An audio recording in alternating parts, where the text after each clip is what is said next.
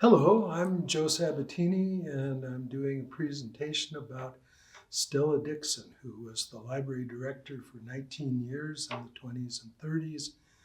And I'm going to describe how I found what I found. And first, I want to appreciate Lisa Kendrick and the genealogy staff here at Main Library, and Terry Reynoso and her staff at the Special Collections Library, who have provided me with much of this material. And long ago, the archives were created in special collections for the history of the public library, and I've been able to utilize those. So I am from Los Angeles originally, and got my library degree at UCLA in 1965. I got to New Mexico as a VISTA volunteer serving in Sandoval County in 1966-67. And my first professional job in New Mexico was assistant librarian at the UNM Law School Library. But in 1973, I was hired to be head of reference at Main Library, which was Old Main. Got to participate in the move into New Main in 1975, was promoted to be head of Main Library in 1980, served on that until 2000, when I was transferred to Special Collections and finished my library career in 2008 over there. Having had a number of exhibits at Special Collections, but especially the celebration of the centennial, I got to do a lot of research.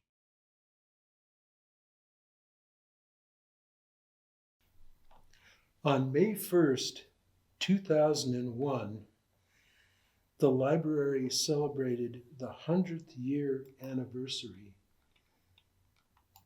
of its founding as a municipal library. And we held a large public celebration of that. The library had opened in a former school building which stood at Edith and Central before the old Main Library was built in 1925. For me, working on the centennial celebration was both a scholarly journey and a learning experience.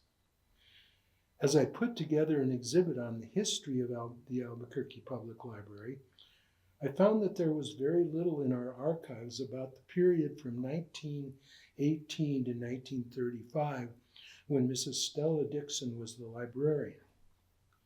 I learned how to use genealogical tools to fill in some of this gap in the library's history. The Depression hit Albuquerque Public Library extremely hard. At first, circulation continued to increase as unemployed people used the library to pass the time or look for jobs. But the library had almost no book budget. They rented their new fiction. That revenue and overdue fines produced their entire new book and magazine budget. But then people who had lost their jobs had no money to rent books. They stopped buying books, so the number of gifts declined. In 1933, the city manager told the staff not to collect overdue fines if a patron did not offer to pay them. With no new books coming in, the collection wore out, and circulation dropped from 90,000 in 1932 to 56,000 in 1935. More than 1,000 books were put in the basement awaiting repair. In 1935, there were only 200 usable children's books at a time when there were 5,000 children enrolled in public schools. In 1933, the staff gave up a month's salary as an economy measure. There were 2 full-time librarians, and a half-time evening and weekend person. These 3 kept the library open 76 hours a week, from 9 to 9 Monday through Saturday and 2 to 6 on Sunday. The city's library budget dropped from $6,500 in 1932 to $5,300 in 1935. These conditions set the stage for an extraordinary set of events. Imagine that the leaders of a group became dissatisfied with the management and services of a city department. Imagine that leaders of several other groups shared this dissatisfaction. Say that they all got together, studied the situation, and decided that the inauguration of a new city administration presented the opportunity to take action. Say that they all requested a special meeting of the city council to consider their issue and petition council with a set of demands for improvements. So far, this is politics as usual. But what happened at the city commission meeting on the evening of March 26, 1935 was unprecedented. Under the leadership of the American Association of University Women, 30 prominent ladies representing several women's organizations loudly and indignantly demanded the rehabilitation of the, quote, wreck inside the city library, unquote. They requested that a governing board be reestablished and presented a list of names of the people they wanted to be appointed. They also insisted that a trained professional be hired when the librarian's position next became available, in effect demanding the replacement of Mrs. Stella Dixon as librarian. These days, such a conflict would take months or even years to resolve. But on that very night, the commission gave the petitioners exactly what they requested, establishing a board and naming 6 of their 7 suggested appointees to it. The newly appointed board went right to work, appointing as a library organizer the daughter-in-law of a local judge to assist in the reorganization. Mrs. Dixon offered to resign, but was asked to remain until a professional could be hired. She stayed through mid-May. The new professional librarian from Denver, Miss Margaret Stewart, arrived June 1st. She was so appalled by what she found that she closed the library for a week just to clean up the mess. In June 1936, she takes 15 pages in her annual report to describe all the changes she had made and the things that she planned to do next. But her tactless remarks about the abysmal state of the library on the front page of the June 7th, 1935 Albuquerque Journal chronicles the low point in the history of our public library. They showed neither understanding nor compassion for the difficulties under which her predecessor had labored.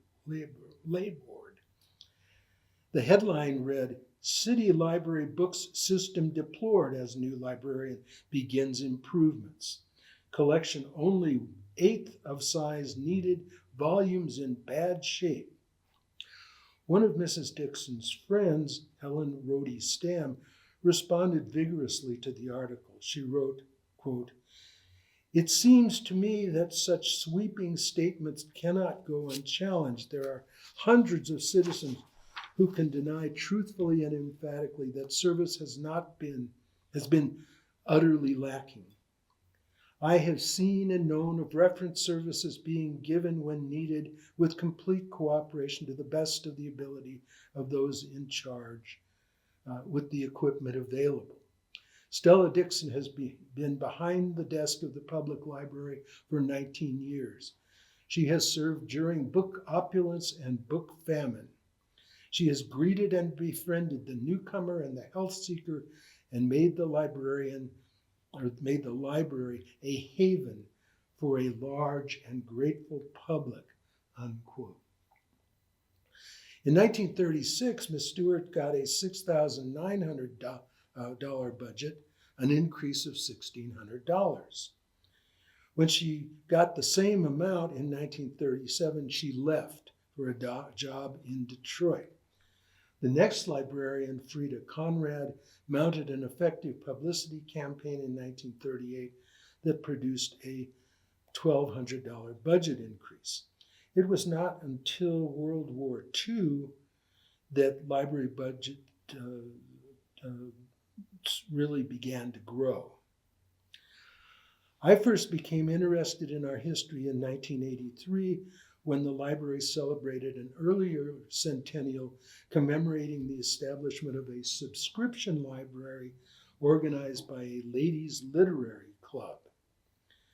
We had a staff member, Bob Donner, who organized the library's papers into an archive, and in 1988 I used these archives for research on a question about the design competition for our 1925 building, and came across the newspaper clippings about the 1935 crisis. In May of 1999, I was asked to be a host of the memorial service for Elsa Smith Thompson, who was the library director from 1946 to 1966. As many retired librarians attended this service, I asked the attendees if anyone had information about Mrs. Dixon. Eleanor Lewis, a library employee during the 1960s, suggested that I contact her Aunt Betty. I corresponded with Mrs. Elizabeth McCoy Kuntz, and this is Eleanor in the center. That's to the right is her mother, Florence Komzak, and to her left is Winifred McCoy, who was the sister of Elizabeth. So Elizabeth shared with me a succinct, detailed account of library life. At age 91, she had been able to attend our centennial celebration as the oldest former employee of the library. That's so cool. And got to talk to her, and we had a correspondence. Elizabeth McCoy came to Albuquerque in 1930, and let me go back and say, she also provided us with this wonderful picture of herself in front of the circulation desk, and that is one of the treasures of our archive. So she came to Albuquerque with her family because her sister Winifred had tuberculosis, and the family moved for curing her here. Elizabeth had worked at the Kokomo, Indiana Carnegie Public Library for 2 years, and so she sought library employment to pay for her college expenses. She had enrolled as a freshman at UNM. She answered an ad for the evening and weekend position at the library and was hired as a library assistant, working 22 hours a week. One evening, she was at the desk and she noticed that a young man in the North Stacks behind her, where she's standing there, was checking her out. They dated, they married. She drops out of school, puts her husband through, and continues to work until 1934. Then the fellow student is named Joseph Kuntz. They left New Mexico so that he could pursue higher degrees. They return in 1943, where Joseph is a professor of English at the University of New Mexico until his retirement in 1976. Elizabeth worked from 1950 to 1970 as librarian for the U.S. Geological Survey, which was based at UNM's Northrop Hall. In 1930, the library had 2 rooms and a basement. And one approached the building entrance along a multicolored serpentine cement pathway. This was a favored place for youth to roller skate, and sometimes staff called the police when the noise became too destructive. Skateboards, anyone? Entering the building, the patron came past 2 bancos to the main desk where the staff did both circulation and reference. Over the doorway was a large painting of Acamá's Enchanted Mesa by local artist Carl Redden. Southwestern-style tables and chairs were available to built by city workers. So as resources declined during the Depression, the staff struggled to maintain service. Elizabeth remembers that the collection was small and worn out. The lighting, while decorative, did not properly illuminate the reading areas. Mrs. Dixon complained to Mayor Clyde Tingley, who kept promising to fix it but never did. Another problem area was the brown battleship linoleum floorboard. During winter evenings, the building was filled with people coming in to get warm. She remembered that Indian men came in regularly and stood by the steam radiators. They would eat piñon nuts by the handful, cracking them open with tongue and teeth and then spitting out the shells behind the radiators. And the oil from the shells left grease spots on the floorboard, and this was an unbearable affront to the building janitor, Shorty DeGroot, who constantly muttered about it and chastised anyone he caught doing it. She also remembered that, quote, "We had so many interesting patrons who came in those days. To name a few, Erna Ferguson, Carl von Hassler, Al Mamadei, George Fitzpatrick, Conrad Richter, all artists, prominent local artists and writers, and Oliver Legrone, a sculptor who was one of the very few black students at UNM," unquote. In the summer of 1999, I became involved in the main library mural controversy, and you saw in the panel about with Elsa Smith Thompson in it, that was one of the panels of the mural that was controversial. I suggested publicly that it would be nice if all the people trying to protect Main Library's architectural integrity would express similar concerns about its deteriorating physical plant conditions. The carpet was wearing and any number of other things that a heavily used building endures. Albuquerque Journal columnist Jim Belshaw noticed my comments and interviewed me for his column of August 9th.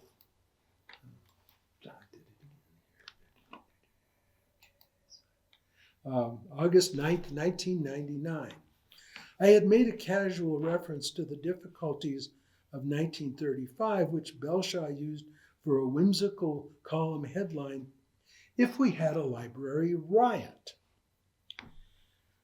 When I became manager of special collections in 2000, I was tasked with working on the library's history for our centennial, and I began to search for information about the critical events of 1935. We had information about the construction of Old Main in 1925. There were ongoing ledgers recording circulation, finances, and book acquisitions, but there were no reports to management, no schedules, no publicity flyers, no news stories from that period. Here's where genealogy came to the aid of my research.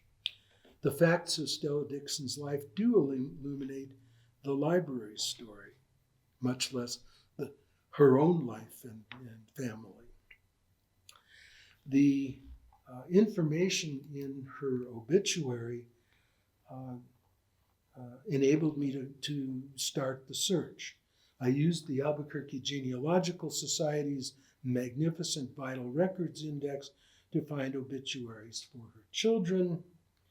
Her daughter, Severn, had gone to UNM, had a teaching career, married, and lived to age 94, and died in March 1999 after living under guardianship during her last years. French Mortuary was able to provide me with the name of her guardian, who was able to tell me that her property had been sent to her nieces in California. That is how I was able to contact Winona's daughters, Nancy Martin and Shirley Martin Fifield.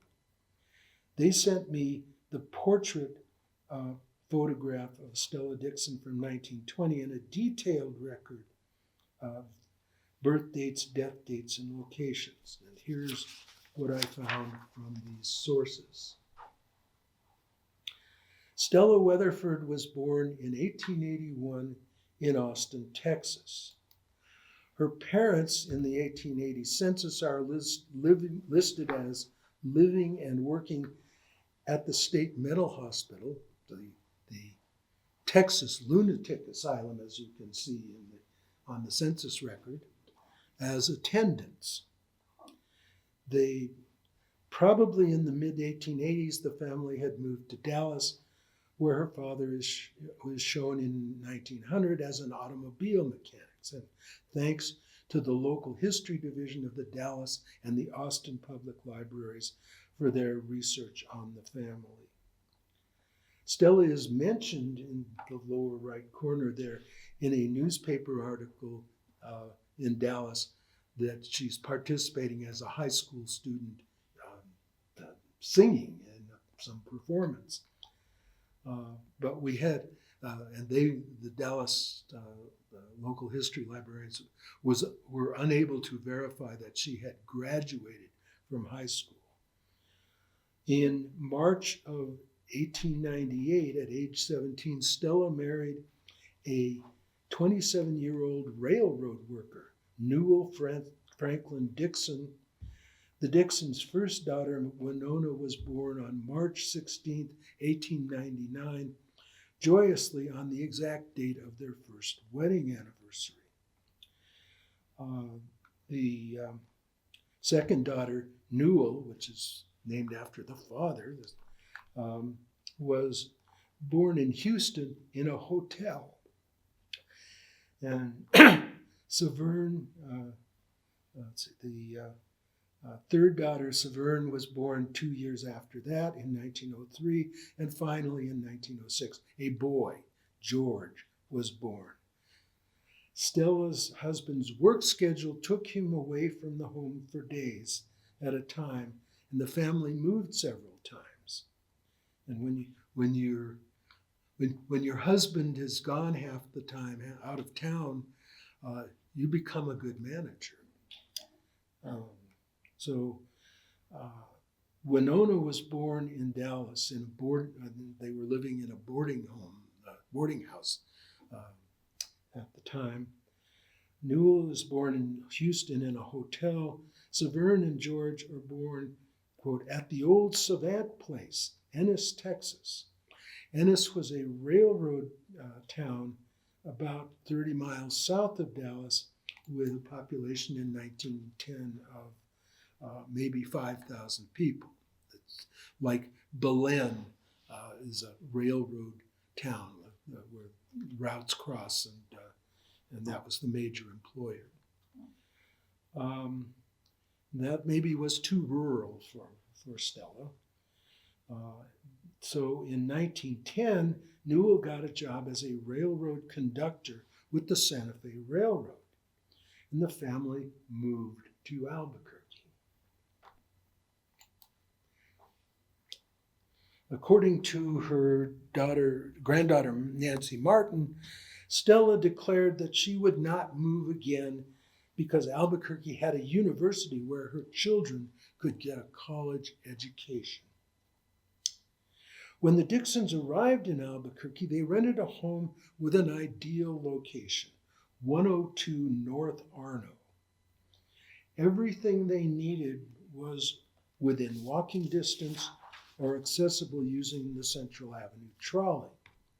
Newell could walk to work at the train depot, and the children could walk to school at the First Ward School.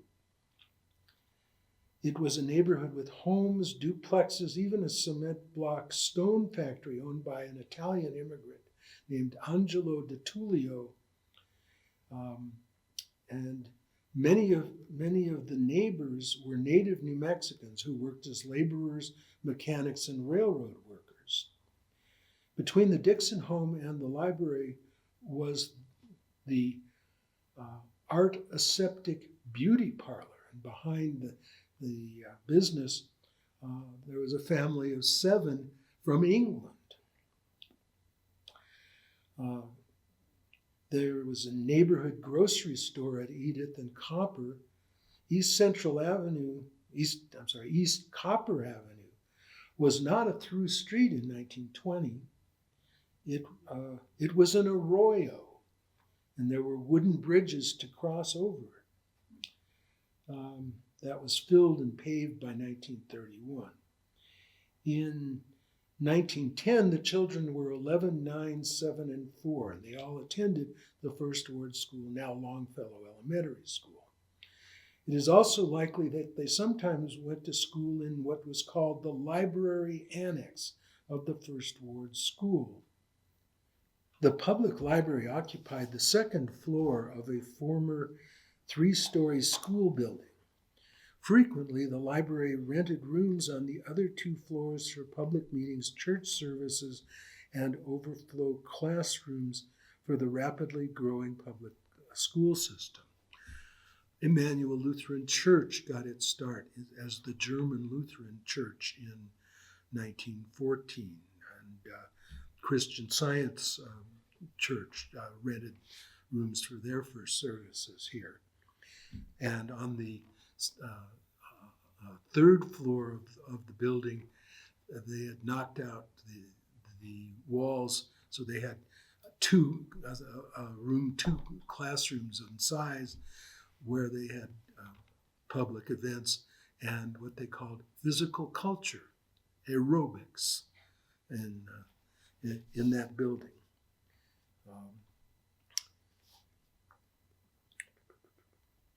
Sometime between 1910 and 1913, Stella would have met Miss Nell Wetter, recently returned from a job with the Los Angeles Public Library for her 2nd term as Albuquerque's head librarian.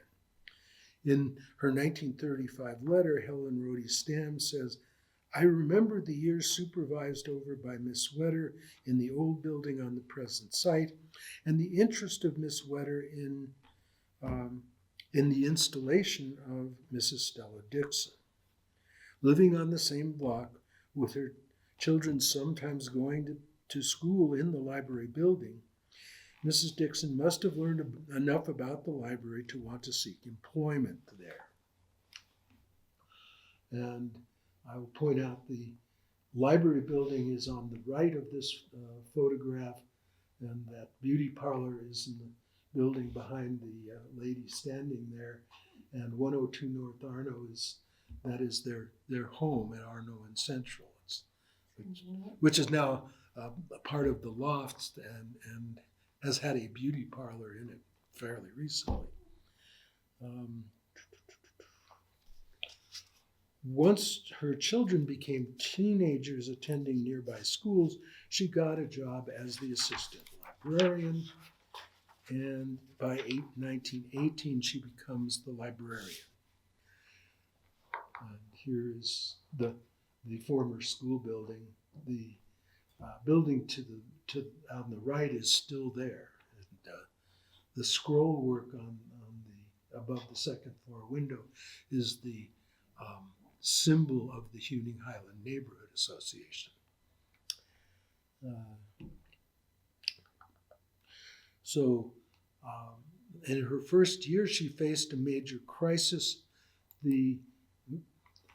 Stella, and the crisis being the Spanish influenza epidemic of the fall of 1918.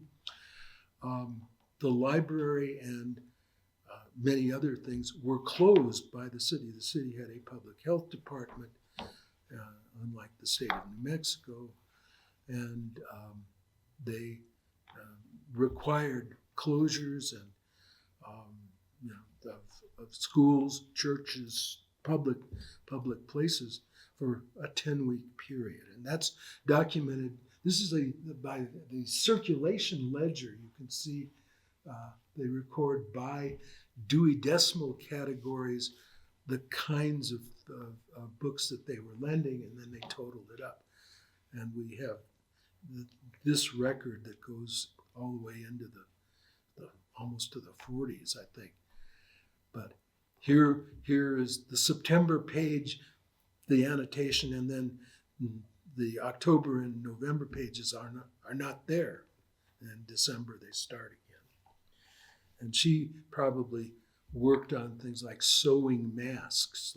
There were Red Cross war work about making socks for soldiers and things, and so they easily converted into making masks.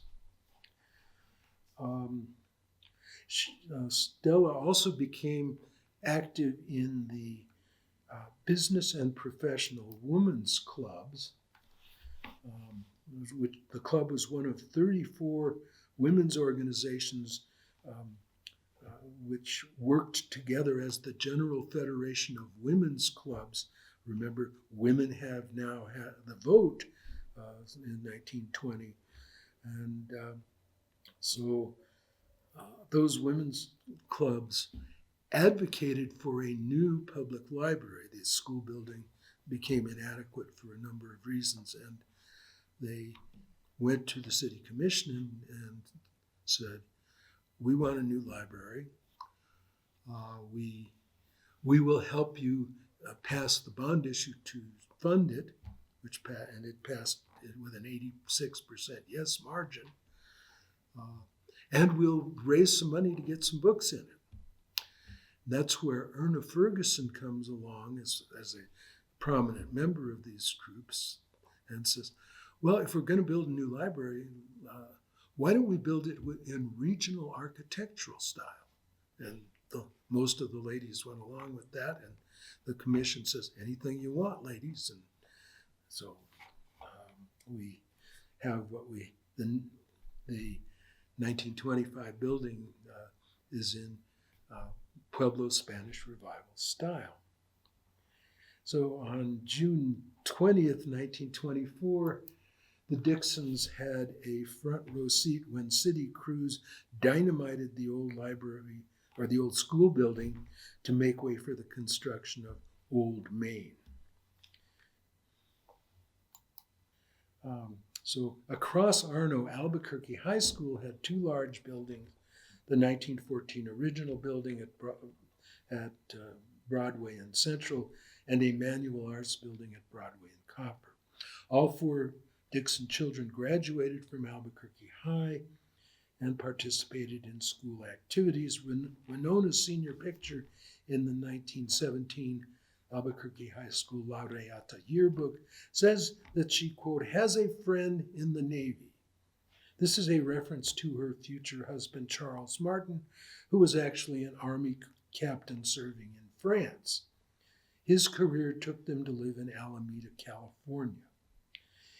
In 1926, the Dixons could afford a home and could afford a motor car. They didn't have to walk to work, they could drive their car. And so they moved into the suburbs, Spruce Park, just west of the university, and their home at 1508 Roma has a plaque on it saying this is the Newell and Stella Dixon home. And that's where they remained for the rest of their lives.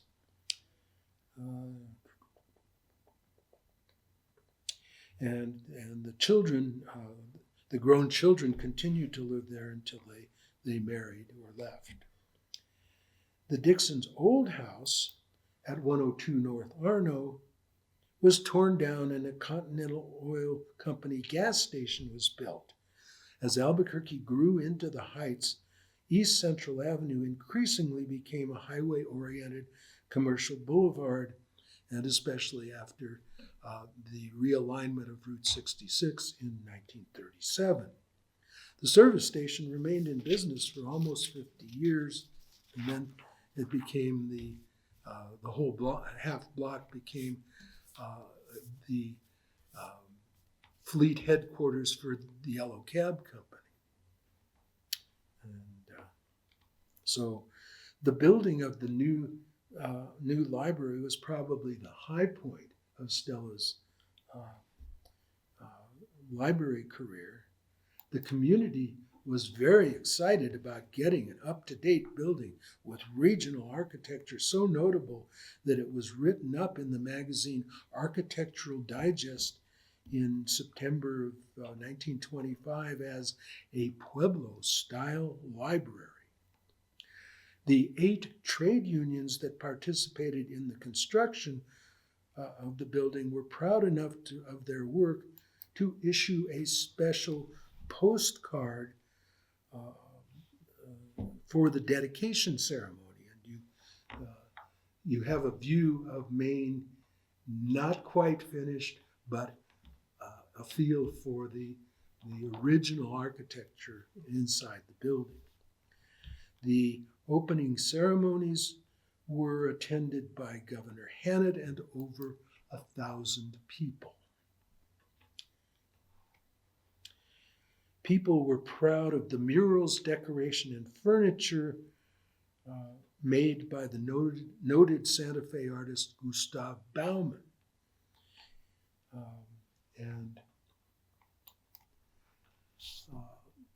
Later, people had been complaining that the place was too dark, and so sometime after Stella Dixon's tenure, they painted it over. And when we restored the building after we moved to New Maine, we got the architect of New Maine, George Pearl, to do the renovation of Old Maine, and George, remembered something about Gustav Baumann did some work in here. And so they got a restorer who chipped away at the paint and restored the original mural. And you can see the spot where instead of renewing the paint of the Gustav Baumann design over the front door, they just chipped off the old paint, and you can see Gustav Baumann's signature on the building along with 1925. So the Albuquerque Public Library has the largest piece of Gustav Baumann art in the world. Take that, Santa Fe, because he was a Santa Fe-based artist, but we got the big one. In 1928, 20 merchants got together as a community council, started to feature, Albuquerque City Beautiful, why you should move here, and featured a whole full-page ad in the paper with details about the wonderful library we have. As noted, Stella Dixon was probably not a high school graduate. She had no opportunity to attend college. She married and had children while she was still in high school, but she had stature among her librarian colleagues in New Mexico, only a few of whom had library degrees at that time. The New Mexico Library Association was organized at a meeting held in her living room during the last week of 1923.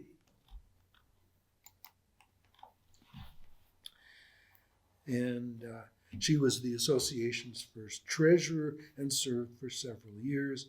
In 1931, she presented a paper to the 1931 Association Conference on reference work in a public library, covering services to clubs, to tourists, to business, and to students. So here's my working hypothesis on Stella Dixon. When she began working in the library, she was able to learn on the job. But her experience and education were insufficient for the demands of an increasingly educated group of library users who required better library service than they were getting based on their experiences with public libraries they had used in their previous communities. The seemingly unending depression must have demoralized Mrs. Dixon. Although she got along well with her employees and most of her customers, the educated society ladies of the community depreciated her efforts.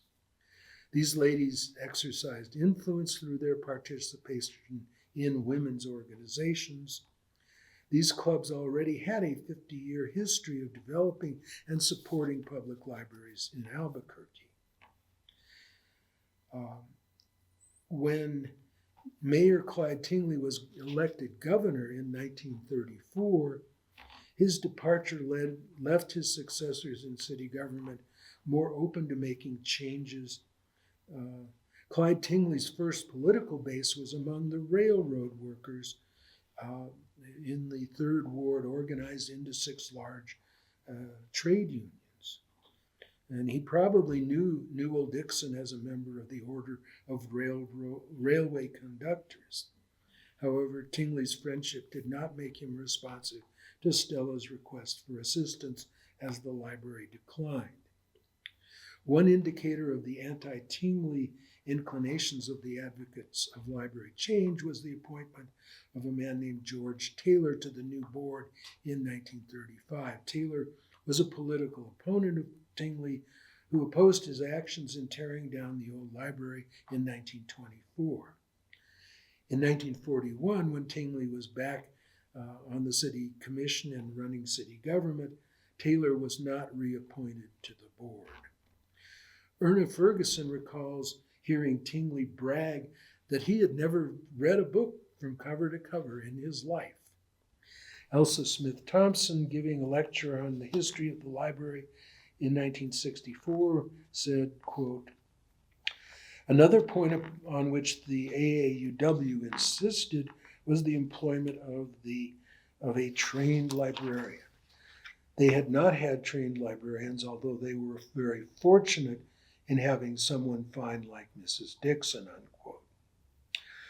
In 1935, Stella Dixon did not need the job. At age 54, she did not need the aggravation of being unfairly criticized by the highly educated women of the community. Her children were grown up and were having successful careers and marriages. And her husband had union seniority in a well-paying job. In fact, Newell continued to work until he was 74, his valuable experience contributing to the war effort during World War II, and that was some younger man who could be in service rather than having to be a railroad worker, which is an essential war industry. So Stella picked up her papers and left, and did not involve herself in library affairs for the rest of her life. She had done the best she could, and it is sad that her career ended on such a sour note. Our genealogical resources have provided a useful portrait of Stella Dixon and her times. I close with one more quote from Helen Rhodey Stamm. "I'm glad that the library has again become the focal point of interest and that there will be new books and improvements. But I am sorry that this cannot come about, as all progress should, by natural growth and not by trampling down the sincere efforts of others. 19 years is a long time to serve, and there are many who will remember as long the faithful attention to their needs by Stella Dixon. Thank you.